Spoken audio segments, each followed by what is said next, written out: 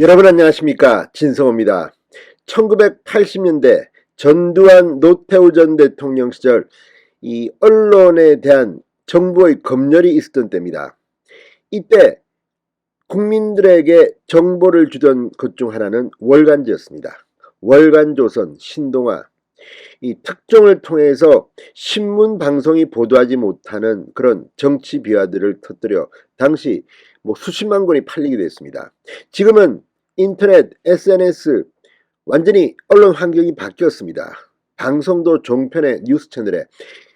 그럼에도 불구하고 월간 잡지, 월간 시사지는 한 번씩 큰 특종을 터뜨립니다. 자, 월간조선 9월호가 나왔습니다. 월간조선 9월호에는 전직 국정원 간부의 양심선언 같은 것이 실렸습니다. 자, 이 전직 간부의 인터뷰를 보면 문재인 전 대통령이 이 김정은의 답방에 대비해서 정말 수백억 원을 쓰려고 했다, 이런 폭로가 나옵니다. 별장에, 요트에, 숙소에. 자, 이걸 보면 이제 서서히 이 국정원이 지금 이미 청와대, 문재인 청와대 사람들을 살인 혐의 등으로 고발하고 있습니다만 얼마나 김정은 정권의 눈치를 받는지를 알 수 있습니다. 그런데 월간조선 9월의 이번 특종은 상당히 구체적입니다. 입이 벌어질 수밖에 없습니다. 정말 김정은에게 문재인 전 대통령이 드린 공을 생각하면 국민들에게 이렇게 했다면 어떻게 됐을까요? 진성호의 융단 폭격 시작합니다. 문재인 전 정권을 융단 폭격합니다. 방송에 앞서 아직 진성호 방송에 구독자가 아니신 분은 붉은색 구독 버튼 눌러주십시오. 더 좋은 방송으로 보답하겠습니다. 자, 월간조선이 국정원 고위 간부의 충격 청원, 문재인 국정원 김정은 답방 대비 별장과 요트 구입이라는 제야 헤드라인의 기사를 실었습니다. 김정은을 위한 제주도 연회장 및 숙소 비용으로만 220억 원을 책정했다. 강원도 고성에도 50억 원 투입을 준비했다. 자, 이런 내용의 단독 인터뷰입니다. 2019년 6월쯤에는 김정은 답방에 대비해 일행이 머물 16억짜리 파주 별장도 사들였다. 서훈 전 원장의 최측근이 별장 지번까지 알려주며 구입을 지시했다. 별장 안에 비치한 탁자는 6천만 원짜리 초호화판이었다. 그리고 인천 송도에 정박할 요트도 구입했다. 제주도에 연회장 및 숙소 짓는 비용으로 220억 원을 책정했다.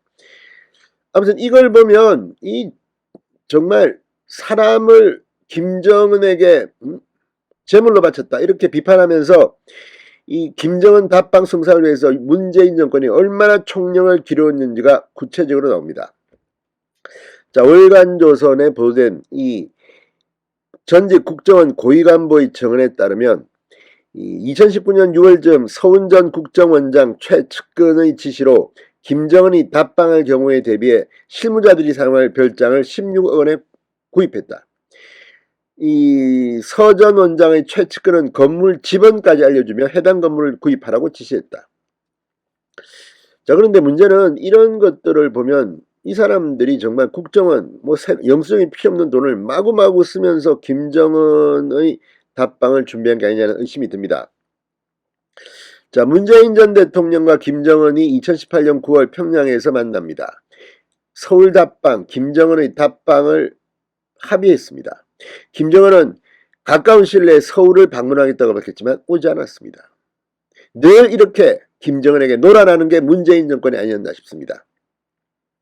자, 국정원이 구입한 별장은 파주에 있는데 이 불법 개조 건물이라는 분석을 달았습니다.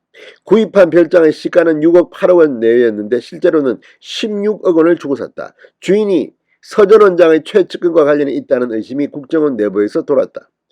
이런 것들도 국민 세금을 누가 혹시 착복한 건 아닌가 의심이 되는 대목입니다. 자, 이 별장 구입 내막을 잘 아는 또 다른 국정원 관계자, 만약 주소를 파악하더라도 국정원에서 절대 확인해주지 않거나 못할 것이라고 했습니다. 지인의 별장을 웃돈을 주고 산 만큼 숨기려고 하면 얼마든지 숨길 수 있는 장치를 마련해 뒀을 것이라는 추론이 가능하다고 월간조선은 보도했습니다. 게다가 이 파주 별장 거실 탁자 금액이 무려 6천만 원이었다고 A씨는 증언합니다. 한 정당 원내대표 회의실에 2017년 여러 개 붙어있는 대형 탁자가 1,000만원 가량이었다고 비판을 받은 적이 있다고 하는데 6,000만원짜리 이건 탁자는 어떤 탁자입니까? 금태 둘렀습니까? 기가 막힙니다. 자, 이 외에도 뭐 여러 가지 뭐 별장 근처에 초호화 수입자재로 저택을 지으라고 명령한 명품관 김정은의 비를 맞추기 위해서였다. 아무튼 이런 걸 보면 정말 국정원이 문재인 전 정권 때는 거의 김정은을 주적이 아니라 완전 이건 뭐 상전 떠받들듯이 한 게 아니냐는 의심이 가는 대목입니다. 자, 요트도 구입했다고 합니다. 이 김정은을 위한 요트. 문재인 국정원은 김정은의 답방에 대비해 6억 7억 원 상당의 요트도 구입했다고 A씨는 증언했습니다. 김영철 등 일행을 태워 바다를 구경시켜주기 위해 중고 요트를 샀다. 이 요트는 인천 송도에 정박돼 있다고 합니다. 그리고 지금은 직원 훈련용으로 보유하고 있다고 합니다. 참 아무튼 이 뭐 김정은의 요트 사랑은 뭐 소문난 이야기지만 아무튼 이런 식으로 문재인 정권은 별장 요트를 준비했다는 겁니다. 자, 아무튼 이걸 보면 이 문재인 정권이 얼마나 김정은의 서울답방에 공을 들였는지를 짐작하게 합니다. 그렇지만 안 왔습니다. 문재인 국정원은 김정은이 방한하면 파주, 고성, 강원도 고성입니다. 제주도를 둘러보게 하려 한 것으로 알려졌습니다. A씨는 이 방한 중 제주도에서 회담하는 방안을 유력하게 검토했었다.